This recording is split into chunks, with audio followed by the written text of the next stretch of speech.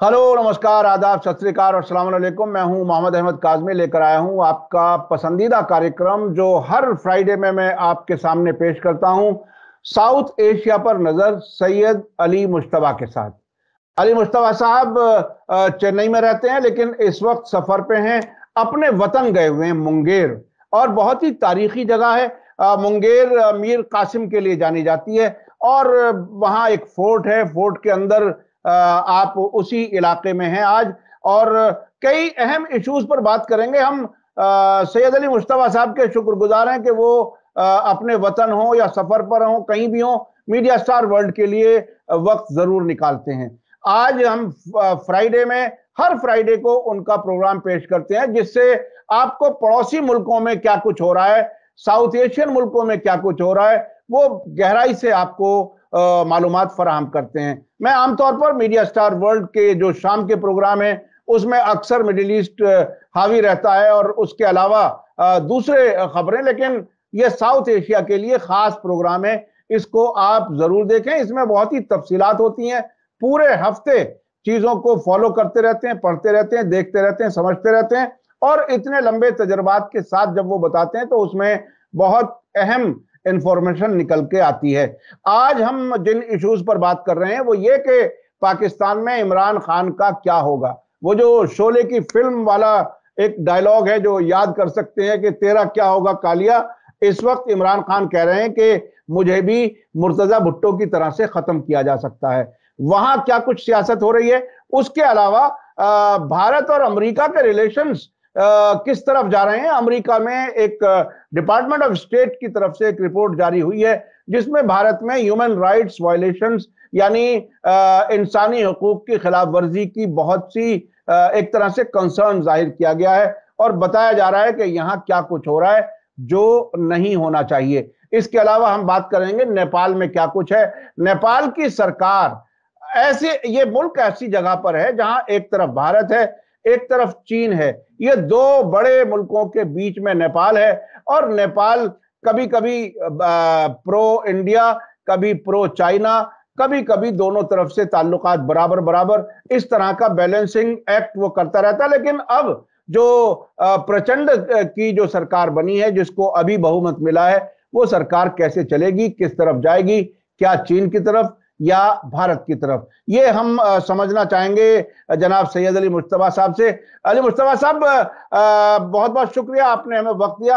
आप ये बताइए कि पाकिस्तान में क्या कुछ होने जा रहा है। पाकिस्तान में इस वक्त जो सबसे बड़ी बात है वो ये कि जो इमरान खान एंटी अमेरिका समझे जाते हैं, उन्होंने अपनी सरकार के आखिरी दिनों में अमेरिका के खिलाफ, बल्कि खिलाफ कहा जाए या हकीकत, उन्होंने खुलकर के बताया है कि सरकार पर अमेरिका के क्या प्रेशर रहते हैं। और अब उनकी गिरफ्तारी इमिनेंट, जिसे अंग्रेजी में कहा जाता है, वो लग रही है कि किसी भी वक्त गिरफ्तार हो सकते हैं, और वो अपने खिलाफ कत्ल की साजिश का भी इल्जाम लगा रहे हैं। क्या कुछ होने वाला है पाकिस्तान में? जी, बहुत शुक्रिया काज़मी साहब आपका, और हमारे सामीन को मेरा आदाब, सत श्री अकाल और अस्सलाम वालेकुम। मैं आपसे मुखातिब हो रहा हूँ मुंगेर शहर से, और फोर्ट एरिया जो एक तारीखी एरिया है वहीं हमारा घर है, और वहीं से मैं आपको बात कर रहा हूँ, और मैं बेडरूम से आपसे मुखातिब हूँ। अब आ जाइए साउथ एशिया के ऊपर, जो हमारी जो चर्चा होती है उसमें पहले चर्चा का पड़ाव जो है वो इमरान खान है और पाकिस्तान है। तो शुरू करने से पहले इसमें दो तीन चीजें आपको समझनी पड़ेंगी कि अभी जो हालचाल चल रहा है वो जो ऑपोजिशन है इमरान खान के, या जो अभी रूलिंग पार्टी है, इनको मैंडेट नहीं है। ये जो है, इन्होंने इमरान खान की गवर्नमेंट को इन्होंने कुर्सी से हटा दिया है, जोड़ तोड़ करके, पॉलिटिकल मतलब कनेक्शन लगा करके अपनी संख्या उन्होंने बढ़ा ली है और इमरान खान को बाहर कर दिया। अब इसके बाद जो है वो ये चाह रहे हैं कि इमरान खान को तकरीबन तकरीबन ऐसे ही जैसे बीजेपी कई स्टेट्स में हुकूमत गिरा गिरा करके अपनी सरकार बना चुकी है, तकरीबन वही हालत वहां की भी जी। है।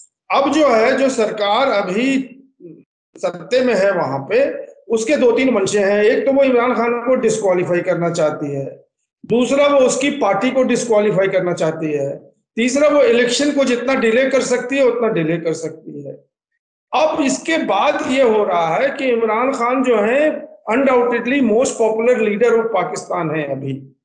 और अभी उनके सामने जो है वो अगले महीने 11 तारीख को इलेक्शन होने वाले हैं पंजाब और खैबर पख्तूनख्वा में, जिसपे कि वहां के कोर्ट जो है उसने भी स्टैंप लगा दिया, मोहर लगा दी है, और जो उनके प्रेसिडेंट है उन्होंने भी मोहर लगा दिया है।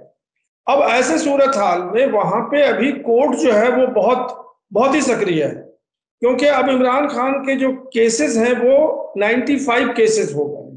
पहले वो 72 थे, फिर अब जो है वो 95 केसेस हो गए हैं, और हर केस में उनको बेल लेना है और या नहीं तो उन्हें एक्सटेंशन लेना है। अभी जो है जो लास्ट उनकी जो अरेस्ट वारंट आई थी और वो अपीयर हो गए कोर्ट।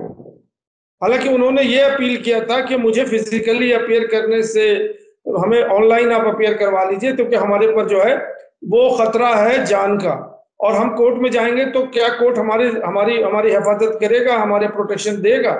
तो इसलिए मैं कोर्ट में नहीं आना चाहता हूं, मुझे ऑनलाइन आप मतलब जो हमारे टेस्टिफाइंग है मैसेज है वो कर लीजिए। कोर्ट ने उसको भी नहीं माना, लेकिन वो सपोर्टर्स के साथ कोर्ट के अंदर गए और उन्होंने पेशी की।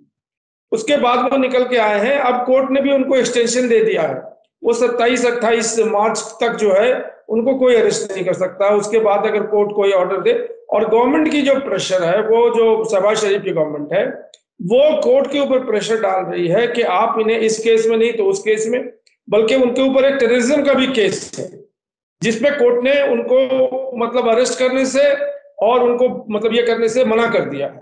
तो जो सरकार है वो अब मतलब इतना प्रेशर डाल रही है कोर्ट के ऊपर, और कोर्ट उन प्रेशरों पे आ नहीं रहा है। ये अभी एक चीज जो है वो इमरान खान के फेवर में जा रही है।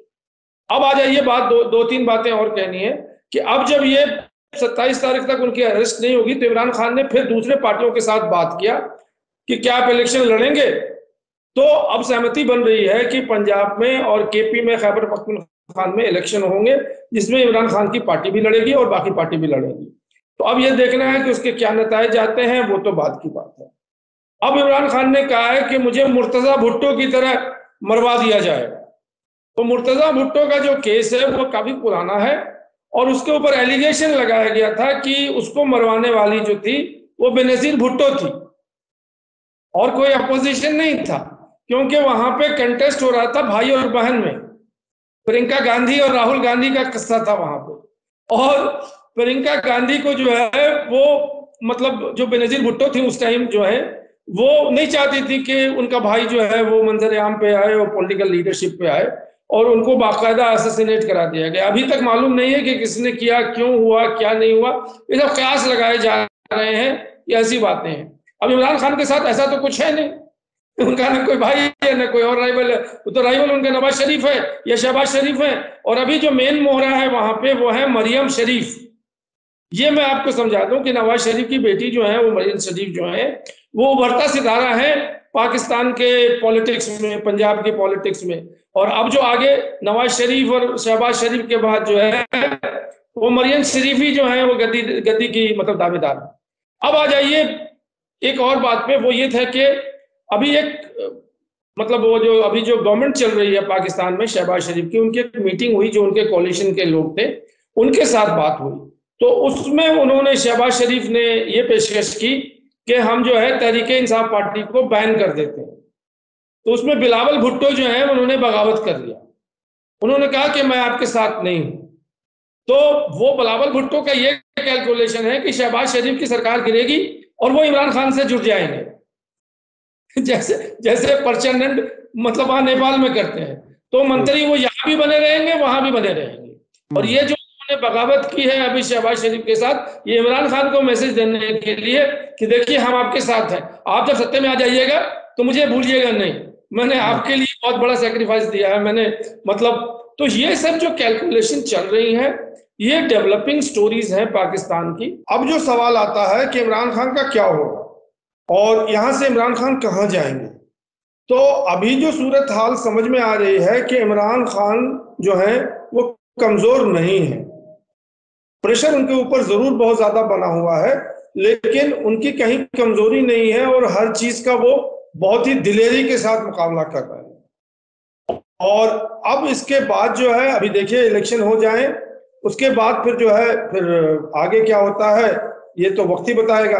लेकिन अभी जो है वो कोर्ट उनके सपोर्ट में है और जो आर्मी है वो न्यूट्रल रोल प्ले कर रही है। उसका कोई भी इमरान खान से मैं उसी पर सैयद अली मुश्तफा साहब, मैं ये समझना चाहता था कि आम तौर पर पाकिस्तान की तारीख ये रही है कि वो डेमोक्रेसी बार बार गिरती है, फौज तख्ता पलट करके आ जाती है और आम तौर पर वहां की फौज, वहां की जो खुफिया एजेंसी है ISI, ये अमेरिका से बराह रास्त कनेक्टेड होती है और अमेरिका की मर्जी से हुकूमत चलाती है। अब क्या ये फौज और खुफिया एजेंसी जो मौजूदा हुकूमत है शहबाज शरीफ की, उसके साथ है या इमरान खान के साथ है या न्यूट्रल है, वो थोड़ा सा मैं समझना चाहता हूँ। देखिए, मुझे बज़ाहिर तौर पे अंदर में क्या चल रहा है ये तो किसी को मालूम नहीं है। जो पाकिस्तानी आर्मी है उनके डायरेक्ट जो है कनेक्शन होते हैं अमेरिका के इस्टेब्लिशमेंट से और अमेरिका जो है उन्हें गाइडलाइन प्रोवाइड करती है। लेकिन अभी जो बज़ाहिर जो सारी चीजें मीडिया से निकल के आ रही हैं और दूसरे इससे निकल के आ रही हैं, मुझे ये लग रहा है कि अमेरिकन इन्फ्लुएंस जो है वो सिर्फ रिजीम चेंज करने तक थी। उसके बाद से अमेरिकन इन्फ्लुएंस जो है वो बहुत हद तक रिड्यूस हो गई है और आर्मी के ऊपर भी जो है वो न्यूट्रल ही, उनकी पोजीशन जो है न्यूट्रल है। तो मैं ये नहीं समझता हूं कि अमेरिका जो है या आर्मी जो है वो इमरान खान के एंटी है और इमरान खान को स्टॉप कर रही है। वो इनडिफरेंट है, वो न्यूट्रल है और वो देख रही है कि कैसे इमरान खान जो है इस पॉलिटिकल बहरान से निकलते हैं बाहर और कैसे आगे मतलब अपने पॉलिटिक्स को आगे लेके जाते हैं। ये चीजें मुझे समझ में आ रही हैं क्योंकि मुझे सिर्फ कोर्ट का ही। अच्छा, जब हम पाकिस्तान में अमेरिकन इन्फ्लुएंस की बात करते हैं तो साथ साथ हम भारत के बारे में भी बात कर लें, क्योंकि एक जमाना था जब आजादी के बाद में लंबे अरसे तक भारत उस जमाने में रूस के खेमे में होता था और पाकिस्तान अमेरिका के खेमे में होता था। अब यह समझा जाता है कि दोनों एक ही खेमे में, हालांकि भारत की अब फॉरेन पॉलिसी में काफी चेंजेस आ रहे हैं। अब भारत के साथ अमेरिका के कैसे ताल्लुकात हैं? खास तौर पर अभी एक रिपोर्ट आई है डिपार्टमेंट ऑफ स्टेट की, जिसमें भारत में ह्यूमन राइट्स वायलेशंस की काफी शिकायत की गई है। वो क्या कुछ है और नए जो एम्बेसडर आए हैं उनसे हमें क्या उम्मीद है? अमेरिका के नए एम्बेसडर आए हैं मिस्टर एरिन बार्कले, वो क्या कुछ हैं, क्या कुछ देख रहे हैं आप भारत और अमेरिका के बीच ताल्लुकात आगे कैसे जाएंगे? देखिए, अभी तो स्टेट डिपार्टमेंट के 2 दिन पहले रिपोर्ट आई है जो कि मतलब इंडिया के ह्यूमन राइट्स वायलेशन के ऊपर, डेमोक्रेसी के ऊपर, मतलब फ्रीडम ऑफ प्रेस के ऊपर और मतलब इलीगल डिटेंशंस के ऊपर, कश्मीर के ऊपर, ये सारी चीजें, ये बहुत लंबी चौड़ी रिपोर्ट है जो कि मैंने एंड टू एंड पढ़ ली है। और इसको समझाने के लिए हम अपने सामाईन को यही कह सकते हैं कि वो रिपोर्ट जो है वो फ्रीली अवेलेबल है इंटरनेट में और उसके डिटेल जो है मैं बहुत मुख्तसर तौर पर आपको बता देता हूं। लेकिन उससे पहले मैं बताने की आपकी कोशिश कर रहा हूं कि इंडिया में 2 साल से कोई अमेरिकन एम्बेसडर नहीं था और अभी जो है वो एक हफ्ते भर पहले जो है वो फाइनल कॉल हो गया है और जो नए एम्बेसडर अमेरिका के आ रहे हैं उनका नाम है एरिक। अमेरिका के लिए इंडिया जो है वो एक बहुत ही इंपॉर्टेंट मुल्क है क्योंकि वो ब्रिटिश के लिए भी जब लंदन से सरकार चलती थी वहां से तो भी इंडिया बहुत इंपॉर्टेंट था और जो इंडिया का वाइसराय होता था वो पूरे साउथ एशिया को और साउथ ईस्ट एशिया को कंट्रोल करता था। इवन गल्फ ऑफ एडन तक जो है उसकी मतलब बादशाहत चलती थी। तो जो भी वाइसराय इंडिया का होता था वो एक बहुत ही सीजन्ड मतलब पॉलिटिशियन और जो वो था होता था। उसी तरह से जो एम्बेसडर अभी इंडिया का हो रहा है, बड़े ऊंचे नाम सब हैं अमेरिका के। वो गैलब्रिज जो इकोनॉमिस्ट थे वो थे यहाँ के एम्बेसडर, जो कि मतलब बहुत ही, और भी एक लंबा चौड़ा नाम है 1947-48 से। तो ये 2 साल से ये वैकेंसी खाली थी। अभी तक जो बाइडेन की हुकूमत काफी पहले आ गई थी, वो ट्रम्प की सरकार जा चुकी थी, लेकिन अभी तक ये वैकेंसी खाली थी। अब इन्होंने फाइनल इनको भेजा है एरिक बार्सेटी को, जो कि वो मेयर थे। इनके ऊपर जो पार्टी अभी अमेरिका में रूल कर रही है उनका कॉन्फिडेंस है कि ये जो है अपने मतलब अमेरिका इंडिया के एम्बेसडरशिप को बहुत अच्छी तरह से वो निभाएंगे। और इनका जो रोल है वो ये रोल है कि ये पूरे साउथ एशिया के जितने मुल्क हैं उन सारे मुल्क में अमेरिकन जो एम्बेसडर हैं उनके ये सरबराह हैं। तो एक कनेक्ट करते हैं अपने एम्बेसडर को, जो कि वहां के हुकूमत के साथ, पाकिस्तान में पाकिस्तान की हुकूमत के साथ, नेपाल में नेपाल की हुकूमत के साथ, और ये दिल्ली की जो हुक्मरान है उनके साथ। अब दिल्ली इनके साथ जो परेशानी है कि अमेरिका जो है वो नहीं चाहता है कि इंडिया रशिया के खेमे में जाए, उनसे तेल ले, और कोई भी ऐसी इंडिपेंडेंट फॉरेन पॉलिसी वो नहीं इंडिया मतलब अपनाए। तो ये इस रोल से आए हैं यहाँ पे। अब इसके साथ साथ स्टेट डिपार्टमेंट का ये नया किस्सा आ गया है। वो ये है कि स्टेट डिपार्टमेंट जो है वो हर साल पूरे दुनिया में हर एक मुल्क में जो डेमोक्रेसी की हालत है उसके ऊपर एक एनुअल रिपोर्ट शेयर करती है। तो इंडिया की जो रिपोर्ट है स्टेट डिपार्टमेंट में, उसमें एक लेडी हैं जो वहां की असिस्टेंट सेक्रेटरी हैं, एरिन बार्कले, उन्होंने प्रेस कॉन्फ्रेंस किया है अभी पीछे दो दिन पहले, मंगल के दिन। और उन्होंने मतलब एक चीज और आपको बता दूं कि जो अमेरिकन एम्बेसी है दिल्ली में, वो हर दिन केबल भेजती है वॉशिंगटन में और स्टेट डिपार्टमेंट में। वो स्टेट डिपार्टमेंट से तो आज दिन भर जो कुछ हुआ है हिंदुस्तान के अंदर, कहाँ पे बुलडोजर चला है, कहाँ पे किसको अरेस्ट किया है, उमर खालिद का भी नाम है इसमें, और वो प्रयागराज में जो मतलब जो बुलडोजर चला था, वो दिल्ली में जो कौन सा जगह है महला जहाँ पे भी बुलडोजर चला था, उसका भी इसमें जिक्र है। और कश्मीर का जिक्र है, वो जो महिला है कि लड़की है जो पुलित्जर प्राइज उसको मिला था, मट्टू, वो कोई वो जाना था कहीं बाहर, उसको वीजा नहीं दिया गया था। एक और जो है वो जर्नलिस्ट के बारे में बहुत है कि इलीगल जर्नलिस्ट का डिटेंशन हो रहा है, ह्यूमन राइट्स एक्टिविस्ट का डिटेंशन हो रहा है। कोई स्टूडेंट एक्टिविस्ट जो है वो जो सीए वाले हैं, 3-4 कितने 16 लोग हैं, वो अभी तक बंद है, उससे ज्यादा भी बंद है। तो ये जो रिपोर्ट है ये काफी लंबी चौड़ी रिपोर्ट है। इसमें 3-4 सेगमेंट है। एक तो ये कि ह्यूमन राइट्स में क्या हो रहा है इंडिया में, कहाँ कहाँ इलीगल डिटेंशंस हैं, कस्टोडियल टॉर्चर है मतलब वहां पे मतलब जेल के अंदर, वो रिपोर्ट है। बुलडोजर चल रहे हैं बिना किसी नोटिस के, बिना किसी इसके, उनके घर को जो है हटा रहे हैं। और फ्रीडम ऑफ प्रेस है कि कोई गोदी मीडिया चल रही है, कोई दूसरा बोल ही नहीं सकता है। तो ये एक लॉन्ग लिस्ट है जो कि इंडिया के 2022 में क्या क्या वायलेशन हुए हैं जो कि एंटी डेमोक्रेटिक इसका। अब इस पे लोगों ने प्रेस कॉन्फ्रेंस में, वहां पे जो पत्रकार लोग थे, उन्होंने कि एक तरफ तो आप कह रहे हैं कि इंडिया से हमारी बड़ी अच्छी दोस्ती है और इंडिया हमारा पार्टनर है, दूसरी तरफ आप ये जो है उनके मुखालिफ रिपोर्ट शाया कर रहे हैं।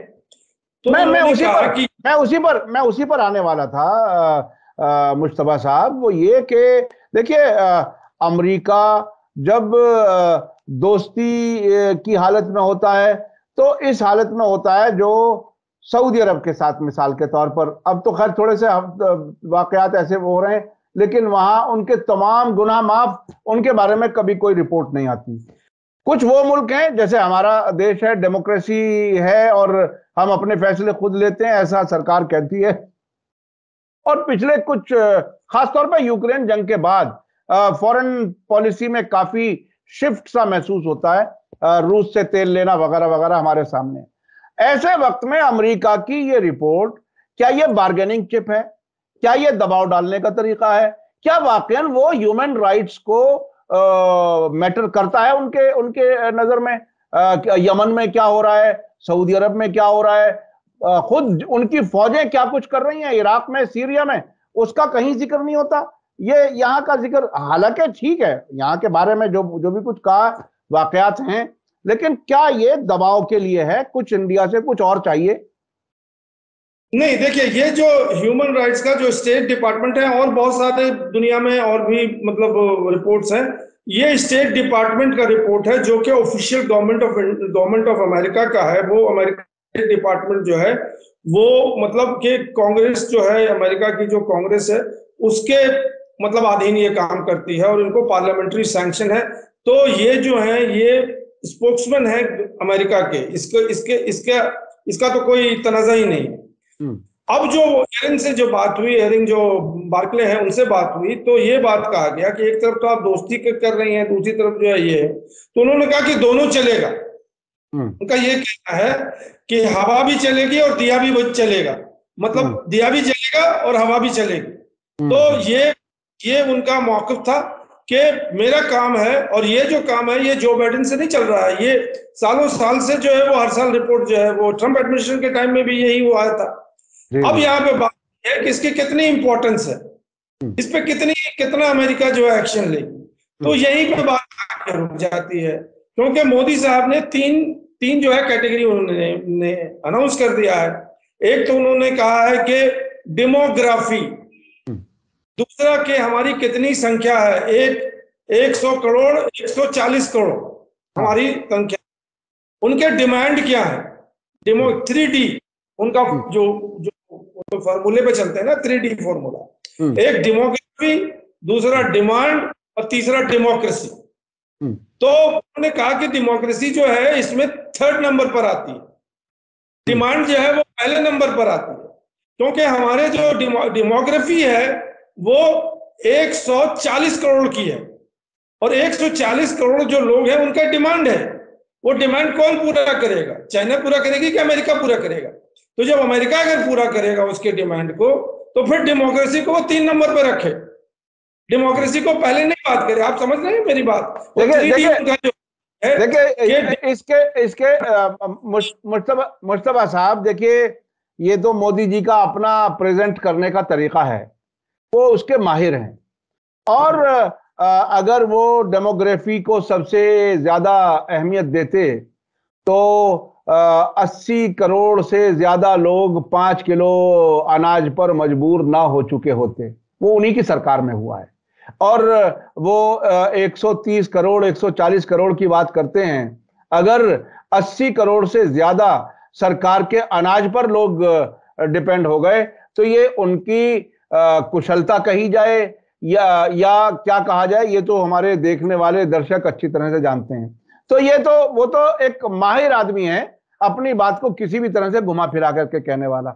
लेकिन मैं जो समझना चाह रहा हूं वो ये कि क्या अमेरिका ह्यूमन राइट्स इश्यूज को उठाकर अपने कुछ फायदा उठाना चाहता है? क्योंकि उसके बहुत से दोस्त मुल्क हैं दुनिया में जहां बहुत कुछ हो रहा है, उस पर वो आवाज नहीं उठा रहा। जी बिल्कुल, आप सही कह रहे हैं। देखिए, अमेरिका के अंदर भी जो है बहुत सारी लॉबियां काम कर रही हैं, बहुत सारे प्रेशर ग्रुप काम कर रहे हैं। कश्मीर के ऊपर मैं अमेरिका के भी जो इंडियन मूवमेंट होते रहते हैं वहां पे उसको भी मैं फॉलो करता हूं। तो वहां पे जाकर के जब मामला आ जाता है कि ये सारे डेमोक्रेटिक वायलेशन और एंटी डेमोक्रेसी और सेपरेशन आ जाता है, तो अमेरिका के पास सैंक्शन के अलावा दूसरा कोई चारा नहीं है। वो इंडिया के ऊपर सैंक्शन लगा सकता है या किसी मुल्क पे लगाता है, और लगाता ही है। अभी म्यांमार पे उसने लगाया हुआ है। तो जब सैंक्शन की बात आती है तो वहां पे फिर जो है वो इख्तलाफ आ जाता है, वो कंसेंसस नहीं हो पाता है। और वो अभी चल रहा था, बाइडेन के आने के बाद जो है वो बहुत हद तक जो है वो कांग्रेसियल हियरिंग हो रही थी, उसमें वो ह्यूमन राइट्स की बात कर रहे थे और बहुत दूर तक ले गए थे। एक खातून थी, शायद स्वीडन की या यहाँ मोरक्को की या क्या, वो आजाद जो इंडिया की जो POK है वहां से घूम के आ गई थी। उसके ऊपर जो उन्होंने काफी हंगामा किया। अब मालूम हुआ कि उनको भी वहां से हटा दिया गया। तो इंडिया के जो प्रेशर है वहां पे वो इतनी ज्यादा है कि वो कुछ भी एंटी इंडिया मतलब जो कैंपेन वगैरह जो वहां चल रहा है वो चलता है। लेकिन जब वो बात आती है फाइनल स्टेज पे कि क्या ये इंडिया जो है ये सैंक्शन के लायक है कि नहीं है, तो फिर बात जो है वो इंडिया के फेवर में आ जाती है। तो इसीलिए इस बार जो है हमारे बागची साहब ने कोई भी स्टेटमेंट नहीं दिया। पिछले साल भी था यही किस्सा था, और उससे पहले साल भी। हर टाइम एक्सटर्नल अफेयर पहले से वो जैसे होता है ना कि कोई मरने वाला है, आप तो अखबार वाले आदमी हैं, पहले से ऑबिचुअरी लिख के रखे रहते हैं। और जैसे उसके बाद वो 1 मिनट भी नहीं लगता, 2 मिनट भी नहीं लगता है कि वो शुरू हो जाती है उनकी कहानी। तो बागची साहब ने तक कोई उसको जो है खंडन उन्होंने नहीं किया, और एक्सटर्नल अफेयर उसको छोड़ दिया कि ये तो एक रूटीन है, जो वो बोलेंगे वो बोलते रहे। लेकिन इससे यही जाहिर होता है कि अमेरिका जो है वो कंसर्न्ड है डेमोक्रेसी को लेके, ह्यूमन राइट्स को लेके। उसका काम यह है कि उनका जो डिपार्टमेंट है वो इसको फ्लैश करता है, और ये सारे दुनिया में ये खबर पहुंच जाती है। और इंडिया में भी बहुत अच्छी तरह से हिंदुस्तान टाइम्स ने इसको बहुत अच्छी तरह से छापा, वायर में छपा हुआ है ये रिपोर्ट, और मतलब नहीं है, और सारे एजेंसी वालों ने बहुत अच्छी तरह से इसको। लेकिन अमेरिका इसके ऊपर क्या करेगा, यहाँ पे सवालिया निशान जाता है। जी। मैं अपने दर्शकों को याद दिला दूं मैं अपने दर्शकों को याद दिला दूं कि सऊदी अरब के इस्तांबुल में कॉन्सुलेट में खुद सऊदी हुकूमत के लोगों ने जाकर के जिस तरह से जर्नलिस्ट जमाल खाशोगी का कत्ल किया, उसके बाद जो वहां के प्रेसिडेंट थे अमेरिका के, जो इस वक्त नहीं है, यानी प्रेसिडेंट नहीं है, डोनाल्ड ट्रंप, उन्होंने कहा था कि अगर हम सऊदी अरब से ताल्लुकात खत्म करते हैं तो इतने बिलियन डॉलर के का कारोबार सारा चीन और रूस को मिलेगा, इसलिए हमें क्या फायदा, हम तो ताल्लुकात बाकी रखेंगे। जो बाइडेन ने भी शुरू में हल्का सा गुस्सा दिखाया था, लेकिन अब भी वो उसी तरह से कारोबार कर रहे हैं। तो इनकी हकीकत ये है, ये हमारे आपके सबके सामने। अब मैं आना चाहता हूं नेपाल की तरफ। नेपाल में क्या कुछ है? अब वो फिंगर्स क्रॉस जैसी हालत लग रही है कि प्रचंड चीन की तरफ बढ़ेंगे या भारत की तरफ बढ़ेंगे या किस तरफ जाएंगे, क्या कुछ है, क्या लगता है आपको? नहीं, ये अब जो है वो ये 2 दिन पहले जो है हमारे पुष्प कमल दल साहब जो है, जिनको हम प्रचंड कहते हैं, ये माओवादी माओइस्ट हैं, तो इन्होंने जो है वोट ऑफ कॉन्फिडेंस जीत लिया। इनको 138 वोट लाने थे जीतने के लिए। इन्होंने अपनी जो मतलब वहां पे वोटिंग होती है या अपना शो ऑफ स्ट्रेंथ होता है, इसमें 172 लोग की वोटिंग हुई इनके साथ, और बाकी जो लोग थे वो 78 के आसपास कुछ थे जो इनके अपोज में थे। तो अब इन्होंने जो अपनी अथॉरिटी है, अब ये लग रहा है कि ये नेपाल के प्राइम मिनिस्टर बाकायदा हर तरह से उन्होंने अपनी कुर्सी मतलब संभाल ली। अब उनको कोई गिरा नहीं सकता या हिला नहीं सकता। तो ये जो चीज थी, ये बहुत केयरफुली वॉच करने की चीज थी कि हो सकता था कि वो अपना जो है मेजोरिटी साबित नहीं कर पाए, उनकी सरकार गिर जाए और फिर केओस हो जाए, वो खत्म हो गया। अब इसके अंदर एक चीज और आपको समझनी पड़ेगी कि उनकी सरकार को मतलब सारी तरह से संगठन देने में इंडिया का क्या रोल है, ये अंदर वाले ही जानते हैं। क्योंकि अभी जब वो जीते थे तो वो तो प्रो चाइना सरकार के साथ, केपी शर्मा ओली के साथ वो इलेक्शन लड़े थे और वहां से जीते थे। वहां से उन्होंने पाला बदल के शेर बहादुर दिव्या के पास आ गए। वहां से फिर उन्होंने जो है वो प्रेसिडेंट के इलेक्शन में जो है उन्होंने अपना फिर पाला बदला। तो अब जो अभी जो डिबेट पाकिस्तान वहां नेपाल में चल रही है कि शेर बहादुर दिव्या जो कांग्रेस के हैं, वो तो प्रो इंडिया है ही है, उसकी तो प्रो मतलब उनका कोई मतलब उनका कोई मतलब ये कि सस्पिशन नहीं। लेकिन प्रचंड पर एक क्वेश्चन मार्क है। वो क्वेश्चन मार्क ये है कि वो मोइस 10 साल की इंसर्जेंसी की है उन्होंने, और वो मोइस इंसर्जेंसी जो है वो प्रो चाइना के मतलब पोजीशन से की है उन्हें, और उन्होंने प्रो चाइना का ही उनकी छवि है मतलब सारे साउथ एशिया में। और उनके साथ जो केपी शर्मा ओली थे वो तो एंटी इंडिया थे ही थे, प्रो चाइना थे। अब ये शेर बहादुर दिव्या के साथ जब प्रचंड यहाँ आ जाते हैं अभी प्राइम मिनिस्टर पे, तो अब क्वेश्चन मार्क उनके ऊपर है कि वो प्रो चाइना है या प्रो इंडिया। अब हमसे अगर आप पूछेंगे तो मैं यही जवाब दूंगा कि वो प्रो इंडिया है।